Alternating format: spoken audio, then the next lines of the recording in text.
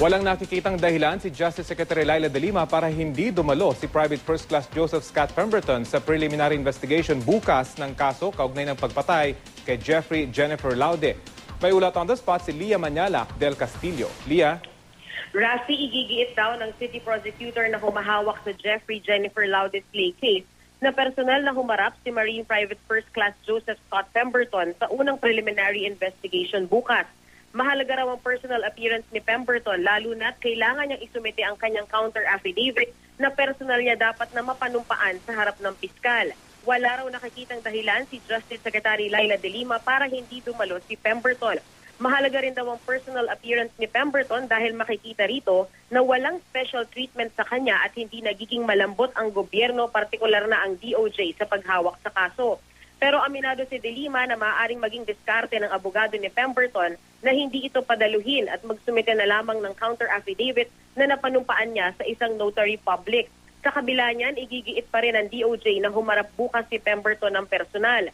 Sakaling hindi raw dumalo si Pemberton bukas, igigiit daw ng piskal na huwag tanggapin ang counter affidavit kung meron man, kung hindi naman daw ito personal na napanumpaan sa piskalya.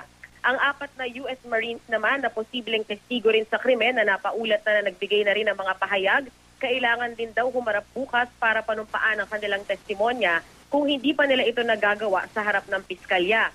Inatasan na rin, Rafi, ni Secretary De Lima ang prosecutor na may hawak sa kaso na bilisan ang proseso ng preliminary investigation at huwag payagan ang anumang delaying tactics sa kaso.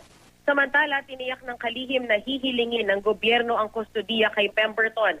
Pero sa ngayon daw, premature pa na gawin yan dahil hindi pa siya akusado. Oras daw na mailabas na warrant of arrest laban kay Pemberton ay saka lamang maaring hingin ng gobyerno ng Pilipinas ang kustodiya sa Amerikano. Sa ngayon, inihahanda na ng DOJ ang mga argumentong ihaharap nila sa mga otoridad ng Amerika sa paghingi ng kustodiya ni Pemberton. Rafi? Lia, meron ba tayong impormasyon kung may pagkakaiba doon sa procedure pagdating sa preliminary investigation sa BFA o sa ilalim ng normal na criminal case dito sa Pilipinas, particular yung pagharap ng isang akusado sa preliminary investigation, Lia?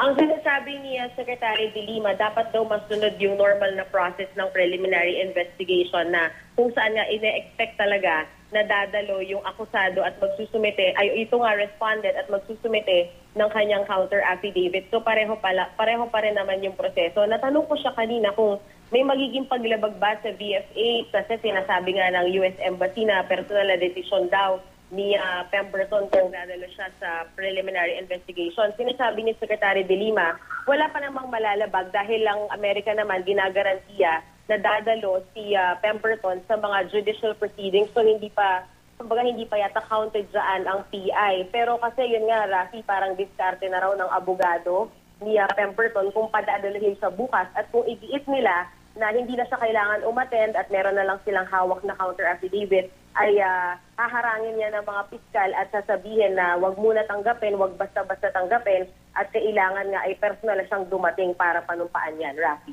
Okay, maraming salamat. Lia Manyala del Castillo.